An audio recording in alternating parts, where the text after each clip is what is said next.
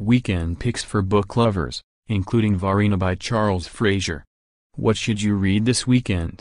USA Today's picks for book lovers include Varina, the new Civil War-era novel by Cold Mountain author Charles Frazier. Varina by Charles Frazier, Ecco, 353 pp. Fiction. Charles Frazier's lively new novel arrives at an improbable if interesting moment. Frazier resurrects and reimagines an obscure historical figure, the wife of Confederate President Jefferson Davis, at a time when statues of Confederate heroes are being toppled one by one, with Jeff Davis among them. So ably does Frazier bring indomitable Varina Howell Davis to life that I couldn't help but imagine her reaction if she'd been around to see her husband's bronze likeness ignominiously hauled away. She'd consider it justice, probably.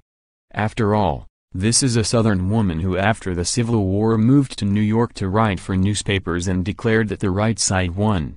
As Varina begins, it's 1906 in Saratoga Springs, NY, and the elderly Varina, called V here, has a visitor, a black man named James Blake, a schoolteacher.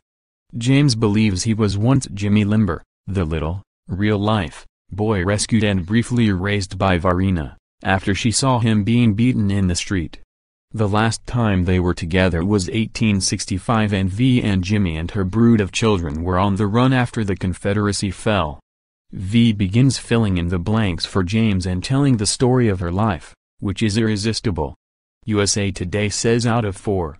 Frazier is a superb prose stylist who elevates the historical fiction genre. Napa at Last Light, America's Eden in an Age of Calamity by James Conaway, Simon & Schuster, 287 pp. Nonfiction. In this third installment in a trilogy about the California wine industry, the author delves into such topics as the region's susceptibility to drought and wildfires and land-use controversies stemming from wine tourism. USA Today says. Beautifully written. Conaway knows his subject matter incredibly well. I Was Anastasia by Ariel Lawhon, Doubleday, 333 pp. Fiction. One of the 20th century's most intriguing mysteries, what became of Grand Duchess Anastasia Nikolivna of Russia, is the focus of this historical novel about a possible imposter named Anna Anderson. USA Today says. Effortless, eloquent prose transports the reader. Dramatic, suspenseful and satisfying. I'll Be Gone in the Dark, One Woman's Obsessive Search for the Golden State Killer by Michelle McNamara, Harper, 328 pp. Nonfiction. The author hunts for a serial killer and rapist who terrorized California in the 1970s and 80s. McNamara, who was married to actor Patton Oswalt, died before she could finish the book. It was completed with the help of her lead researcher, Paul Haynes, and investigative journalist Billy Jensen. USA Today says. A dark page-turner. Poignant.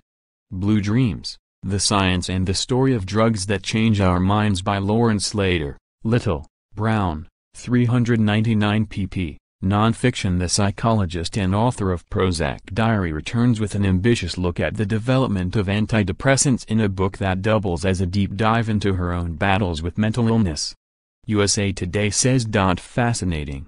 Provides a useful entry point for patients and their families. Contributing reviewers, Jocelyn McClurg, Zlati Meyer, Mary Cadden, Marco Della Cava, Matt McCarthy,